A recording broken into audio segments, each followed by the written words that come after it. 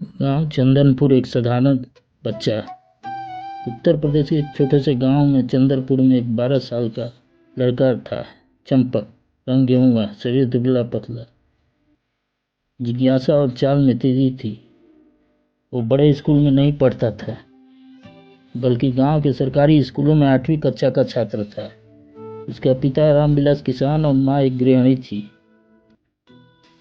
चंपक आम बच्चों की तरह था, खेलने कूदने में आगे, लेकिन पढ़ाई में भी रुचि रखता था। पर उसकी एक खास बात थी, उसे अपने गांव से बहुत प्यार था। वह जब भी खेतों के किनारे बैठकर सूरज देखता, मन में एक सवाल उठता, हमारे गांव में बच्चे शहर जाते हैं, क्या गांव में कुछ नहीं हो सकता?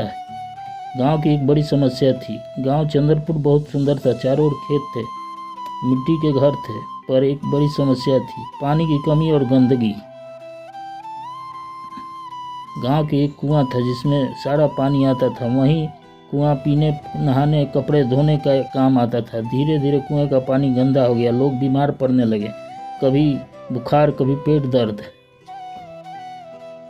कभी उल्टी दस्त। स्कूलों में भी बच्चों की संख्या घटने लगी। सरपंच कई बार शिकायत दी, पर कुछ नहीं हुआ। सरकारी बाबू आए, फाइलें देखी, वादे किए और चले गए। गांव फिर वैसे की ही रह गया।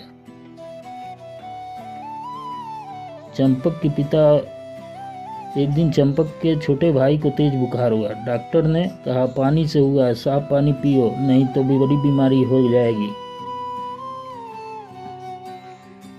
उस रात चंपक सो न सका। वह उठकर अपने पिता के पुराने बक्से से एक नोटबुक निकला, जिसमें कभी उसके ताऊ जी ने जमीन और पानी की बातें लिखी थी। यहाँ उसने पढ़ा कि गांव के पास एक पुरानी बावड़ी है, सीढ़ीदार कुआं था जो आम मिट्टी और गंदगी से भर गया था। अगर यह बावड़ी साफ हो जाए तो गांव को अच्छा पानी मिल सकता है। बस उसी दिन से चंपक ठान लिया, मैं इस बावड़ी को फिर से जीवित करूंगा। बच्चों की टोली बनाई। अगले दिन चंपक अपने दोस्तों को लेकर स्कूल के पीछे पहुंच गया, जहां वह बावड़ी थी, सचमुच कचरे से भरी हुई, बिल्कुल ढक गई थी। उसने अपने 7-8 दोस्तों को इकट्ठा किया, मीनू, पिंटू, राधा, किरण, सुरेश। वह बोला, हम ये बावड़ी साफ करेंगे, थोड़ा थोड़ा रोज काम करेंगे। कोई नहीं मानेगा, पर सब साफ हो जाएगी तब सब देखेंगे। बच्चों ने पहले झाड़ियाँ काटी, फिर कचरा हटाया, फिर से मिट्टी निकाली। हफ्ते बीते, महीने बीते। कुछ लोग हंसते, कुछ टोकते, अरे ये तो बच्चों का खेल है। लेकिन बच्चे रोज 2 घंटे काम करते। स्कूल के मास्टर जी श्री सिंह साहब ने जब ये देखा, उन्होंने मदद की। उन्होंने गांव वालों को बुलाया और बच्चों से काम की सराहना की और पंचायत में कुछ मजदूर लगवाए। 2 महीने में पूरी बावड़ी साफ हो गई। जब पहली बार साफ पानी दिखा तो पूरा गांव हैरान था। लोग वहां आए, पानी पिया और सबसे महसूस किया कि पानी मीठा और ठंडा है। गांव की औरतों ने कहा, ये तो बचपन जैसा पानी है।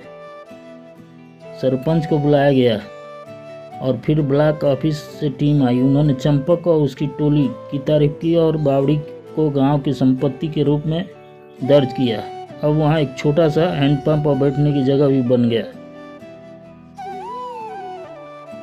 कुछ महीनों बाद जिला अधिकारी गांव, उन्होंने चंपक को मंच पर बुलाया और कहा, ये बच्चा असली हीरो है। आज के बच्चे अगर ऐसा सोचे तो गांव को शहर बनने की जरूरत नहीं पड़ेगी। चंपक को एक प्रमाण पत्र और 5,000 रुपये का पुरस्कार मिला।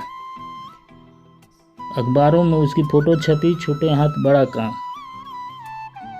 पर जब उसने किसी ने पूछा कि तुम्हें सबसे ज़्यादा खुशी किस बात की है, चंपक ने मुस्कुरा कर कहा, अब मेरे भाई को बुखार नहीं होगा। आज भी चंपक चंदनपुर में है। अब वह 18 साल का हो गया है। वह गांव के एक छोटे से लाइब्रेरी चलाता है, जहां बच्चों को किताबें पढ़ने को मिलती है। उसकी पहल पर गांव में 2 और वर्षा जल बनाए गए हैं। और ख़ास बात, अब हर साल गांव के बच्चे बावड़ी दिवस मनाते हैं, कुछ नया करने की शपथ लेते हैं।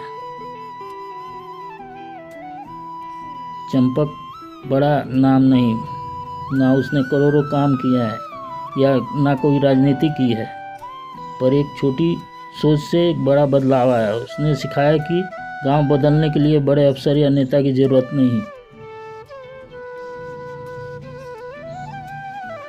छोटा बच्चा, बड़ा सपना और अगर बड़ी आप इंडिया मेहनत से प्यार चाहिए। करते हैं तो इस वीडियो को लाइक और चैनल को सब्सक्राइब जरूर करना।